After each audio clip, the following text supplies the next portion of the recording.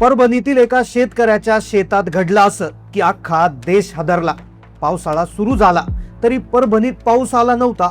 शेतकऱ्याने पाऊस येईल या आशेवर पेरणी केली होती। 8 दिवसापासून तो शेतकरी वाट पाहत होता। अखेर एका दिवशी ढगाळ वातावरण त्याच्या गावात तयार झालं। विजांचा कडकडाट सुरू झाला। त्या शेतकऱ्याच्या चेहऱ्यावर हसू आलं। त्याला वाटलं आज रात्री पाऊस येईल आणि आपली पेरणी वाचेल, पण झालं उलटच। पाऊस तर आलाच नाही। तो पाऊस येईल या आशेनं झोपला, पण रात्री 12 वाजता कान ठळ्या बसणारा आवाज झाला। तो आवाज सुरुवातीला वीज पडल्यासारखा वाटत होता, पण नंतर तो आवाज विचित्र पद्धतीनं बदलला। त्याने घराच्या बाहेर येऊन पाहिलं तर काय, तर त्याच्या शेताच्या ठिकाणावरूनच तो विचित्र आवाज आला होता। त्याला भीती वाटली। त्यानं झोपून घेतलं, पण सकाळी जेव्हा तो शेतात गेला तेव्हा त्याला त्याच्या शेतात जे दिसलं त्याने त्याच्या पायाखालची जमीन सरकली। ही बातमी जेव्हा न्यूज चॅनलला समजली तेव्हा TV9 मराठीचे पत्रकार तिथे गेले। तेव्हा त्यांनी त्याची माहिती घेतली, त्याचा व्हिडिओ न्यूज चॅनलवर टाकला, त्या शेतकऱ्याची मुलाखत घेतली। तेव्हा संपूर्ण देशात ती मुलाखत व्हायरल झाली, कारण की निसर्गाचा एक अजबच चमत्कार तिथे घडलाय की जो या देशात 150 वर्षात कधीच घडला नव्हता। आता खरं तर आधी त्या शेतकऱ्याने त्याचा शेताचा व्हिडिओ व्हॉट्सअपवर ग्रुपवर टाकला होता, पण लोकांचा त्याच्यावर भरोसा बसला नाही। पण जेव्हा एका मोठ्या न्यूज चॅनलला त्याची मुलाखत घेतली तेव्हा सगळ्यांचा भरोसा पटला। ही बातमी जेव्हा टीव्हीला आली त्यानंतर अख्ख्या देशातले हवामान तज्ञ, शास्त्रज्ञ तिथे शेत पाहायला गर्दी करू लागले। अक्षरशः शेतात उभा राहायला जागा नाही। मग नेमकं त्या शेतकऱ्याच्या शेतात काय घडलं होतं? पाऊस तर आलाच नाही, वीजही पडली नाही। मग नेमकं तो भयानक आवाज कशाचा होता? आकाशातून काही पडलं होतं की जमिनीच्या खालून काही वर आलं होतं? नेमकं त्याच्या जमिनीवर असं काय चित्र दिसलं की ज्यामुळे त्याची मुलाखत, त्याच्या शेताचे व्हिडिओ राज्यात व्हायरल झाले? अख्ख्या मंत्रिमंडळाने देखील याची दखल घेऊन राज्यातल्या सगळ्या शेतकऱ्यांसाठी एक वेगळा निर्णय लागू केला। मग नेमकं काय घडलं होतं त्या शेतकऱ्याच्या त्या शेतात? का सगळे हवामान तज्ञ तिथे गर्दी करू लागले? एका शेतकऱ्याच्या शेतातली अगदी छोटी गोष्ट सरकारने इतकी गंभीरपणे का घेतली की ज्यामुळे अख्ख्या शेतकऱ्यांसाठी एक निर्णय लागू केला? चला जाणून घेऊया संपूर्ण सविस्तर रिपोर्ट। परभणी जिल्ह्यातील आडगाव बाजार या परिसरात राहणाऱ्या एका साध्या आणि कष्टकरी शेतकऱ्याच्या शेतातल्या एका चमत्काराची घटना सध्या व्हायरल होत आहे।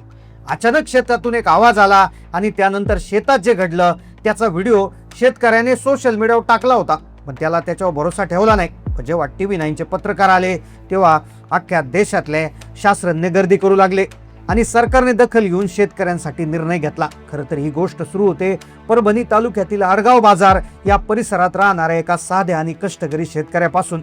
खरं तर तो शेतकरी, त्याचा जगण्याचा एकमेव आधार त्याची ती सुपीक जमीन होती। या जमिनीसाठी त्याने आपलं अख्खं आयुष्य झोपून दिलं होतं। खरं तर ही घटना काल घडली, पण त्याची सुरुवात 8 दिवस आधी झाली होती। मृग नक्षत्र सुरू झालं तशी त्याने शेताची मशागत सुरू केली होती। ट्रॅक्टरने त्याने मशागत केली, बेड पाडले होते आणि पदराचे कष्टाचे पैसे घालून महागडं खत बियाणे आणून शेतात पेरणी केली होती। पेरणी तर झाली, पण त्याचे डोळे आता आकाशाकडे लागले होते।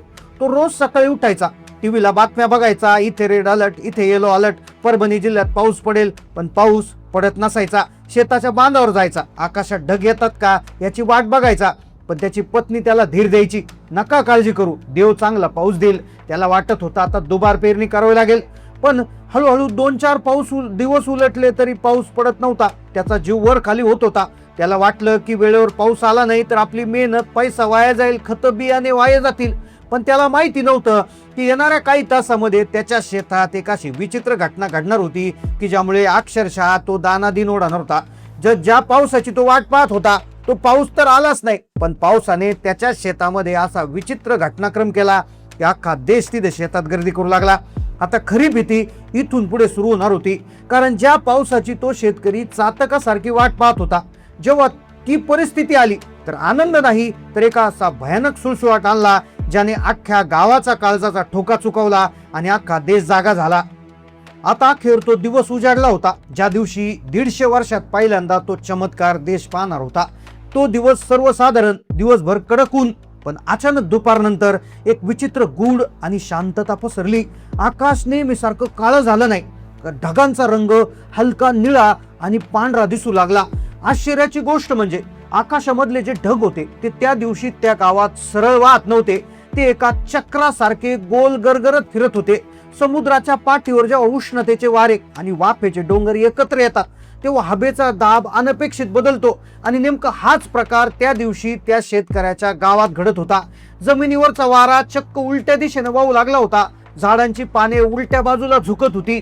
शेतकऱ्याने आपल्या शेतात उभं राहून आकाशाचं हे अजब रूप पाहिलं. आता त्याला थोडासा आनंद झाला. त्याला वाटलं आता पाऊस येतोय. त्याने मोबाईलने व्हिडिओ शूट केला आणि तो गावातल्या इतर लोकांनाही फोन करून त्याने बोलावला. पण कोणालाच काही कळत नव्हतं की निसर्ग कोणता खेळ खेळतोय. हळूहळू रात्र झाली. संपूर्ण गाव भीतीनं आपल्या घरात लपून बसलं. पण त्या शेतकऱ्याला झोप येत नव्हती. त्याचे डोळे खिडकी बाहेर विजांच्या चमकेकडे लागले होते.